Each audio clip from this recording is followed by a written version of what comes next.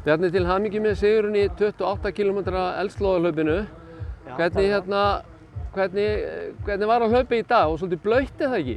Þetta var alveg hrikalega erfitt og rosalega slipt upp í Íhaldsstaðabrekkuna og þannig mjög krefjandi. Bara líka fyrir hausinn að vera svona kalt allan tímann. Já. Og sérstaklega ég tók til dæmis 2 fellur hérna yfir heiðina og það er þetta hjálpa kannski ekki þegar maður er alveg að springa en þetta er ótrúlega skemmtilegt eftir ásamt. Já.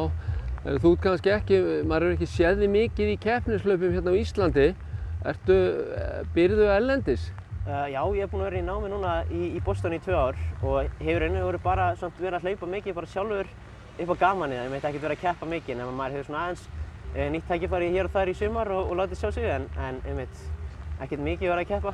Já, hvað var þú varst að undirbúið fyrir Boston marathoni, er það ekki rétt skilið hjá mér? Jú, akkurat og ætlaði að hlaupa það fyrir krabbameinssjúk börn á Massachusetts General Hospital, þannig að það var rosa leiðilegt að því var aflýst en þá breytti maður bara sínu plönum og var að stefna á Reykjavíkurmaraþonið sem var aflýst líka. Já. Þannig að þetta var svona svekkjandi sumar en ég hef endaði þetta með að hlaupa virtual Boston marathoni og tók það bara 5 ár fram og tilbaka svona til að skila þessum kílómetrum inn í bankann því sem var nú búinn að skrá sig í þetta verkefni. Hvað var stefnan á að hlaupa maraþonið á? Hvað varstu að leggja upp með? Sko, upprunalega langaði mig að hlaupa undir 2:40 og það stemdi allt í það og ég tók 10 á 32 lágt og svo hálft maraþon á 1:11 þannig að þetta var alltaf á það réttri leið en svo þetta var þess aflýst og maður tekur því bara eins og það er. Já, það er sigur í dag. Ertu að fara til Bandaríkjanna núna eitthvað aftur eða hvernig staðan á þér? Nei, ég er bara að verða í fjarnámi og að vinna líka í íslenskri erfðagreiningu núna allavega fyrir áramót og svo verður bara komið í ljós hvernig þetta verður eftir áramót en mér finnst ekkert sérlega líklegt að það verði kennt á skólasvæðinu en það er alltaf bara rosa gaman að vera hér og maður getur svo sannlega ekki tekið þátt í svona í Boston þannig það er bara frábært. Já, ætlar að vera eitthvað, þú ætlar ekki að reyna að halda þig við í vetur og koma sterkur inn kannski næsta vor?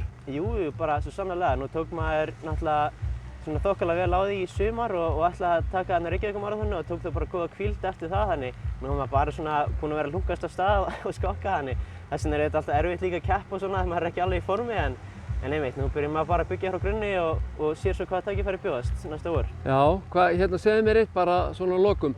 Hefur einhvern bakgrunn í frjálsum eða íþróttum eða eitthvað frá svona þegar þú varst yngri? Já, ég var í körfubolta í alveg 10 eða 12 ár en svo fann ég áhuga fyrir hlaupunum og svona slysaðist inn í frjálsar en ekki fyrir maður var í raun og veru bara komin í menntaskóla en náði þá kannski að krækja sér í smá hraða þar. Já. Og svo hefur maður bara verið svona að hlaupa sjálfur eigin veg núna undanfarin 2 ár og er svona búinn að vera kannski síðastlið ár að taka þetta meira alvöru. Það eru frábært, gaman að sjá það í kepp og hlakka til að sjá þess næsta sumar í keppni við okkar bestu hlaupara. Þú ert greinilega stimplaði hérna inn. Já, bara takk kærlega fyrir það. Já, takk.